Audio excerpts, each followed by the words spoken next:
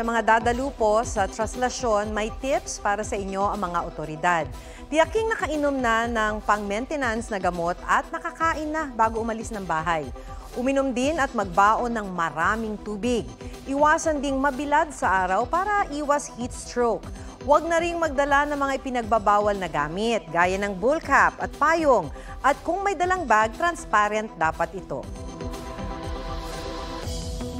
Huwag magpahuli sa mga balitang dapat ninyong malaman. Mag-subscribe sa GMA Integrated News sa YouTube. Sa mga kapuso abroad, subaybayan nyo kami sa GMA Pinoy TV at sa www.gmanews.tv.